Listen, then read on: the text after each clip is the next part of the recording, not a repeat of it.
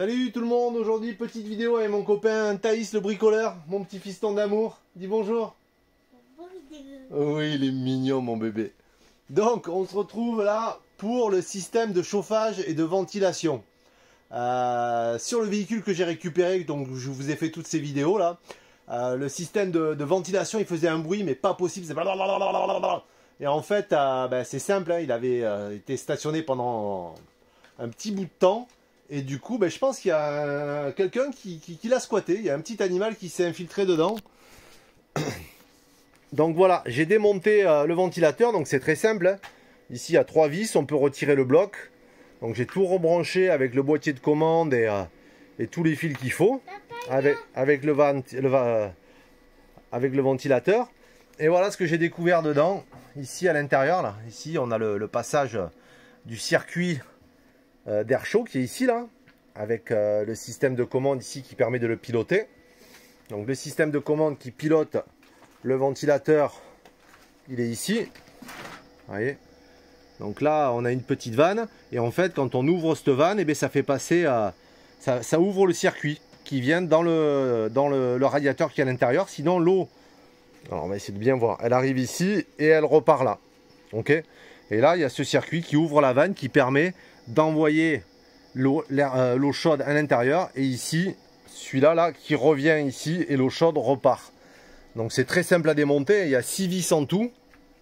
Il est très propre, il est de 93, mais voilà la surprise que j'ai eue. Il y en a encore plein dedans. Donc pour le nettoyer, une petite batterie EcoFlow. Pour le branchement c'est très simple, hein. Une masse et deux plus, un plus qui va alimenter le relais et un plus qui va alimenter la commande qui est ici. Donc là le variateur apparemment il marche plus là-dessus puisqu'elle part direct à fond la caisse. Donc ça aussi c'est un petit souci que je vais essayer de régler. Et puis nettoyer ça, la soufflette, et puis enlever tous ces petits bric-à-brac. Donc voilà, si vous avez un petit souci de ventilateur, c'est très simple à démonter. On n'est même pas obligé de démonter le bloc, hein. Sur le côté il suffit de démonter, voilà, ces 3 petites vis et on peut sortir le ventilateur qui est juste ici. Voilà. Donc petite suite de la remise en route de ce système. Maintenant que le ventilateur tourne parfaitement bien, j'avais un problème au niveau du variateur de vitesse, c'est-à-dire que celui-ci ne fonctionnait que s'il était à fond. Quand il est à fond, ça veut dire que on ne passe plus par le relais de variation de vitesse. Donc ça c'est un ancien système. Je suis pas électronicien, hein, attention, ni électricien, mais bon, j'ai cherché. Donc je vous explique. Le fil orange qui est ici, ok, c'est le plus. Il part direct au moteur du ventilateur. Ensuite ici, on a un fil noir et un fil noir et violet. Que le fil noir il vient ici, c'est une masse. Le bleu qui est ici, on le retrouve là, ok. Et le gros orange, enfin le petit orange, il vient là avec le petit fil de masse pour la lumière. Et le gros orange, il doit se retrouver par là, là. Et... non, il est là, là. Voilà, faut pas s'embrouiller. Hein. Et le gros bleu, il est là. Donc, c'est-à-dire que on a un fil de masse qui arrive ici, ok. Et ensuite, il est réparti en 3 parties qui arrivent ici. 1, 2, 3. Ok, donc ça, c'est du plus et une masse. De ce que j'ai compris. Attention, hein, c'est toujours... Et en fait, il ne fonctionnait pas. Donc j'ai testé ici, tout est ok, tout est propre. Mais ici, ça ne fonctionne pas. Donc au métrique, j'ai mesuré. Et en fait, c'est cette petite pièce. Vous voyez, j'ai fait un pont, je l'ai shunté. C'est un transistor, je pense. Oui, moi aussi, je t'aime, mon bébé. Qu'est-ce qu'elle fait, la petite voiture? Ah oui, ça, c'est un futur pilote. Hein. Vous avez vu ça? Et en fait, là, si on fait ça pour tester ce petit module, là, si je tourne, voilà. Je ne sais pas si vous allez l'entendre. Là, j'ai les 3 positions de variation de température, de ventilation. Vous voyez, ici on le voit, ici ça consomme moins. Là, je vais éteindre. Là, j'éteins. Ah, c'est pas facile avec une main. Là, j'ai le premier. Là, j'ai le deuxième. Et là, j'ai le troisième. Alors attention, ça c'est censé être ventilé, donc c'est très chaud. Hein. Ça a tendance à fumer... très rapidement puisque cette partie là est dans le conduit de ventilation, donc il faut faire des mini tests. Donc là mon test est réussi et en fait c'est ce petit module là qui est HS. Donc je vais aller voir sur internet un petit peu pour voir la référence. Mais si votre système de ventilation ou du moins de régulation ne fonctionne plus, ça vient très certainement de cette partie-là. Alors ça on n'en retrouve plus, hein, à moins d'en trouver d'occasion, mais faut être sûr que la personne...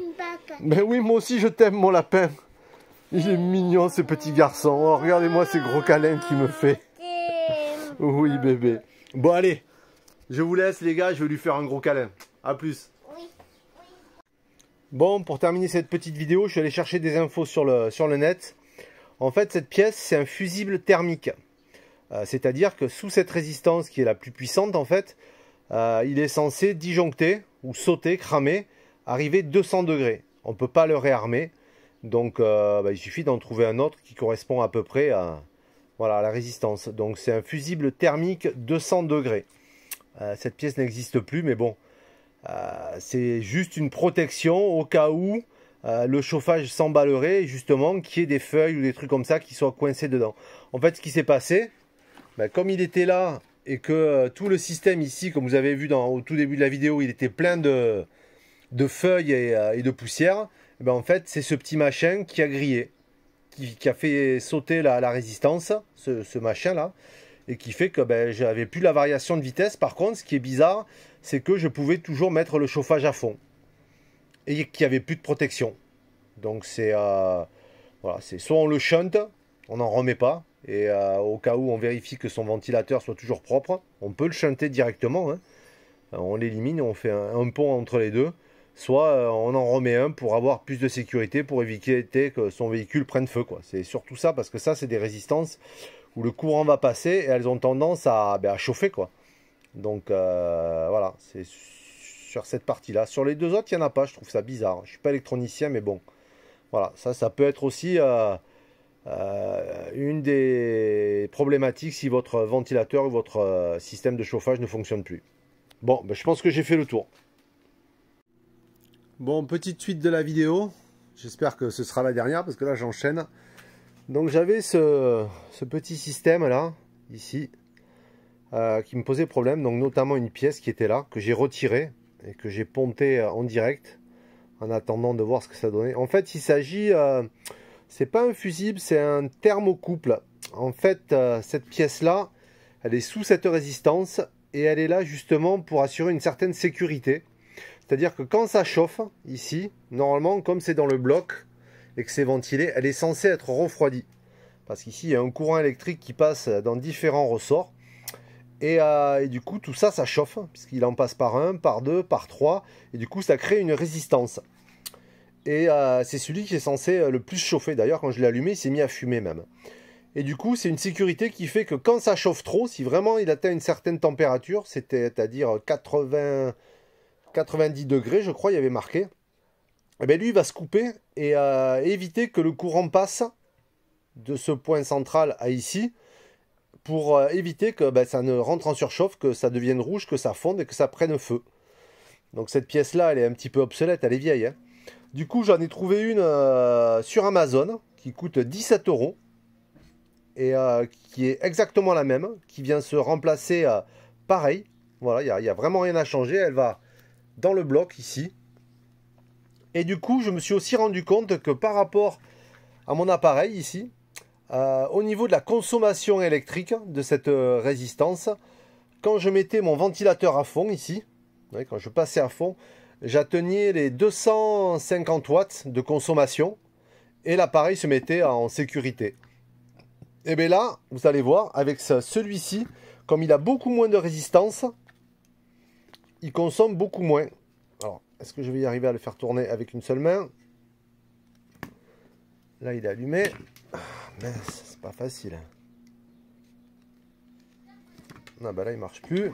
Voilà. Donc là, il est éteint et vous allez voir, sur le premier, déjà sur le premier, sur l'autre, j'étais à presque 100 watts de consommation.